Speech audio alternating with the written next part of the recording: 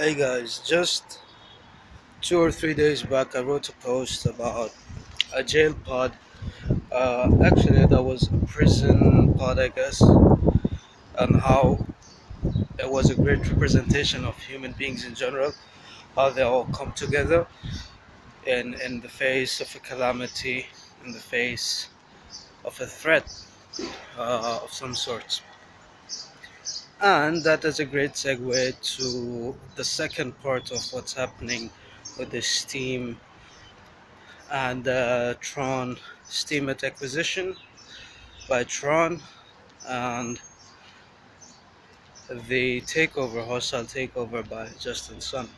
It was amazing to see everybody, the entire community, uh, coming together, irrespective of their differences and their beliefs and their choices in witnesses and their choices on how the Steam blockchain should go forward and all the inside drama, inside hatred whatsoever. Everybody came together as one.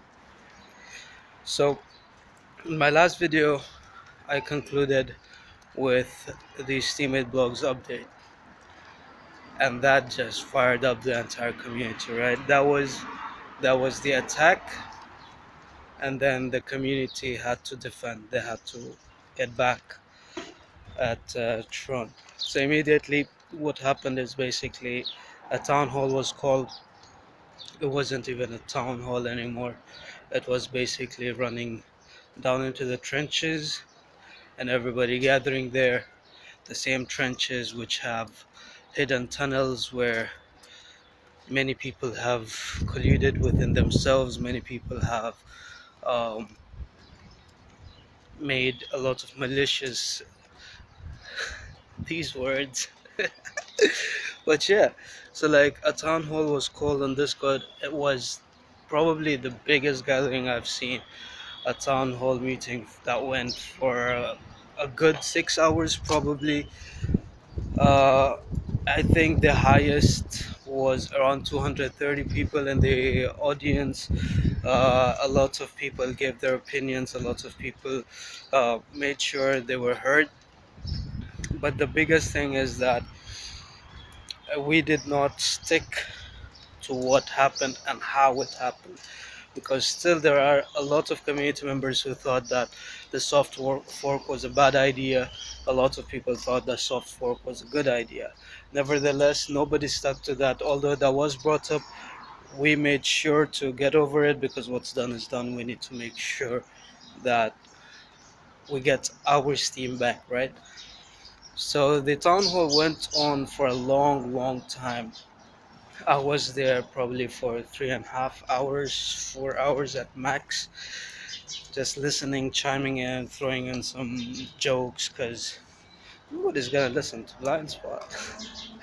So it's not like that. It's just that that's everybody has a different way of reacting, right?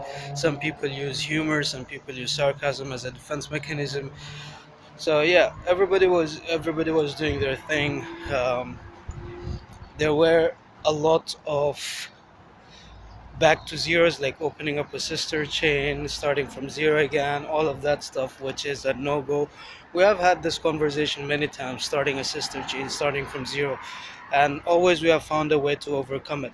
But the best thing is that we still found so many people that literally hate each other, so many communities that can't get together, coming together and fighting against one common enemy, which was like really awesome. So in the town hall, we all started to plan how could we, retaliate? How could we get back our community, right? So, like I said, a lot of ideas were thrown out, a lot of suggestions were thrown out on how to prevent such a breach in the weakness of DPoS. A lot of good ideas were thrown out, a lot of posts were made. So eventually, we threw out the idea of a sister chain. We had to do something now. And in the great fashion of Nathan Morse's ways, well, the idea came up that since Twitter is home to Justin Sun, right there. That's where he's the most active at. We will have to first of all get the attention. We need to get the word out. That's how we start. Whatever it is, first of all, we need awareness. We need people to know what's going on, because not only is it about Steam, it's about the entire crypto world. It's about the security of the crypto world. It's about the integrity of the crypto world. So that's where it started from. And so yeah, that was the first step. People started tweeting out, and our main aim was to make sure that support, if you're not making tweets, support the tweets that have been made, right? So you gotta like them, you gotta retweet them, anything like that. So tweets started going out. That was the first step by the community. Tweets are going out. Meanwhile, the town hall is still going on. We're still discussing ways, we're still talking to each other, we're trying to figure out what to do and how to do it. So as soon as the tweets start going out, people are just tweeting, liking, retweeting, all that stuff. Not a lot of people are involved still, because this is just a very preliminary step, right? Until one of the tweets by Luke Stokes. If you don't know Luke Stokes, also a witness. So Luke Stokes, one of his tweets get noticed by Vitalik.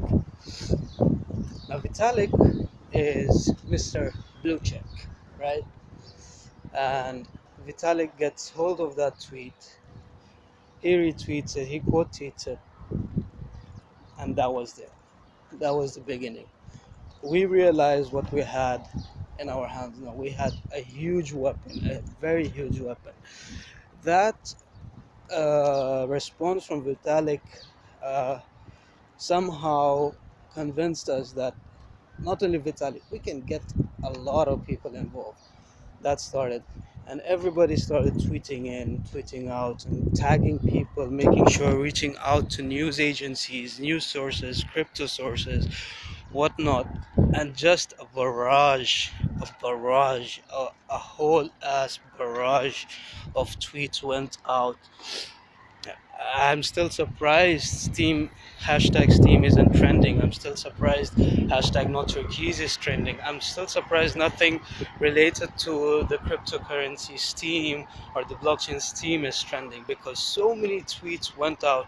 And then, was it Coindesk? Not sure. One of the news sources, right? They got hold of it and immediately put out a news article talking about the takeover. And it was very well put. It did mention how Justin Sun colluded with those three exchanges, Poloniex, Binance, and Hugo, to take over the governance with coins that weren't those for those exchanges, right? They were for the customers, for the clients. And then that again started a snowball where the community went even harder this time in the Discord channel. We decided that not only are we gonna tweet, we're gonna mention certain words, and we are gonna tag certain people, that is those exchanges. Meanwhile, there were people who had connection, who had reach, who knew other people. Their goal was to get to those people. Or when I'm saying about reaching people, I'm talking about news sources and crypto investors and crypto influencers. Their target were those guys. So the entire you don't mess with Steem community. Like it really showed. It's a historic moment for Steem blockchain, right? Because it really showed how tight knit Steem is, regardless of our differences. When the entirety of Steem is at stake, the community comes together and does a lot of magic. So eventually, after one news source took hold of this situation and released an article about it, another did, two or three others did within the next 2 or 3 hours, I guess. And that was it. We were like, okay, this is working, this is absolutely working. It went so, like, the community worked so well together, and we did such a great job that Binance, CZ underscore Binance, had to respond. They didn't have any other option. We forced them to respond. And he made an excuse saying that he did not know such a thing was happening. He was not aware there was a takeover, blah, blah, blah, yada, yada. Well, but he approved it, so he should have known. And I'm sure he knows how a DPoS works. Well, let's see. Anyways, he promised to withdraw the vote, and it would take a few hours. Although his excuse for it will take a few hours is because a lot of people and a lot of geographical locations need to be together whatsoever, right? So that was a good thing. That was a start. The community didn't stop over there. The town hall was still going on. People were still tweeting. We were still trying to figure out ways of what's the next step. All right, we'll get the attention of media. We'll get the attention of the exchanges. But what's next? Because still there were funds being transferred between the Steemit accounts and the exchanges, right? And none of the other two accounts had yet responded. It was just Binance. And it was a few hours, it had been already a few hours, and the vote wasn't withdrawn. By this time, after a few hours, by this time already in the town hall, other steps are being taken. We're planning our steps. We get a response from Justin Sun himself, calling the witnesses hackers, right? Saying that Steem is now Safu, and the hackers have been neutralized, and Steem is now Safu, and basically the hackers had taken over Steem and whatnot. He's calling the witnesses hackers, all right? And this even riles up the Steem community even further. Everybody's now tweeting about how the governance works, and how he's just trying to put words into others' mouth who don't understand what Steem is, calling the witnesses hackers. And basically, although he was the one who did the mistake, he wanted to push it over towards the witnesses side. So anyways, again, there is another town hall meeting. We're all discussing what to do now. Eventually Binance takes their vote out. They're trying to play the victim cards, and they're trying to play dumb, saying that they don't know, they didn't know, and they weren't aware of this, and yada yada yada. We still didn't get a response from Polynex and Hubo. Funds were still being transferred left and right. But we came up with a plan that, okay, even because in our hands we have a hard fork, right? The Tron team or Steam team can at any moment, well, I'm just enjoying the breeze, okay, could at any moment release a hard fork, and it could cause a lot of damage, right? I think the hard fork was to change the power down time or something like that. So anyways, it was something we did not want. So the main plan was to get at least 4 of our own witnesses within the top 20, which is now taken over by the bot witnesses, BOT witnesses. And like, it's so crazy. It's all probably in one server. I don't know. So that's the entire plan, to get 4 of our witnesses in the top 20, which will not uh, cause a hard fork, but it will prevent a hard fork. Meanwhile, there were some crypto influencers who got hold of this. They were talking about it on Twitter. There were more news agencies talking about it on Twitter. There were more verified accounts talking about this acquisition on Twitter. And most of them were getting a lot of the details right. And most of them understood why this is important, because this is not just about Steem, it is about the entire crypto world, about the entire blockchain world. And come on, Justin Sun, this isn't the first time he's, on top of a scandal.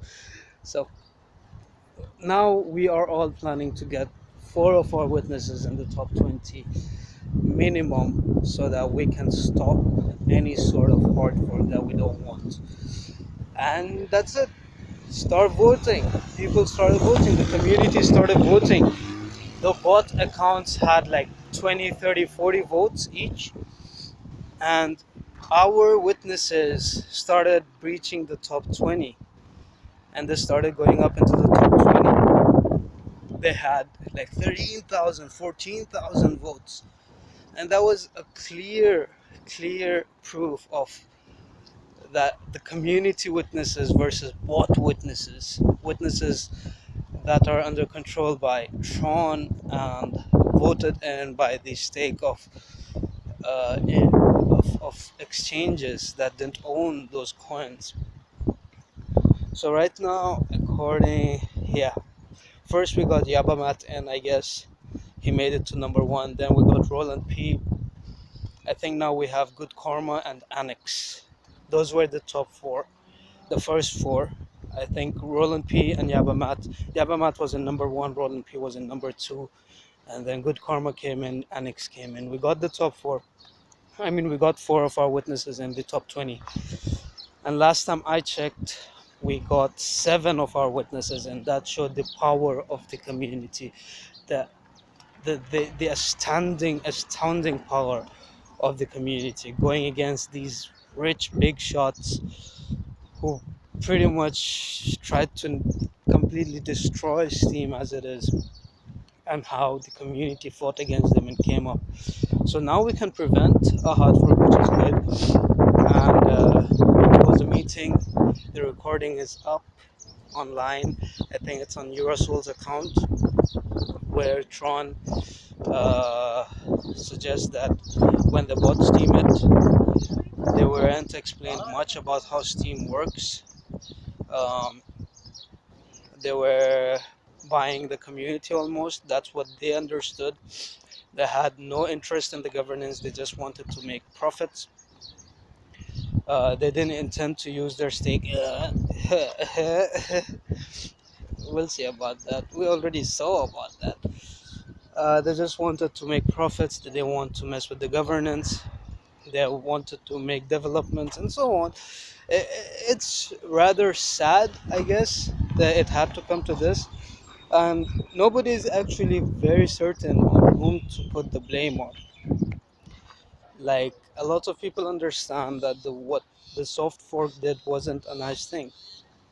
Maybe a lot of people say that the soft fork was absolutely necessary. Many people say that Justin knew what he was doing, but then again, it could be that Ned had never explained them how and what happens on the Steem blockchain, and actually what are they buying into, right? It's really amazing to see the community come together. I want to see how this ends up, right? I want to see where this goes and what happens next. It's really interesting. Oh yeah, and there was this thing where it was supposed to be, there were a few statements out there about the token swap, which later got removed. Hmm? Hmm? Suspicious, huh? Anyways, Steem is a community you don't mess with. That's been proven time and time over again. Even though we have our own differences, just like every other community, we always stick together when it comes to the community itself. Right? If you try to mess with the integrity of the entire Steem blockchain, entire Steem community as a whole, you will have to mess with the community as a whole. And we are not a community that gets pushed over. We are not a community that gets messed with so easily.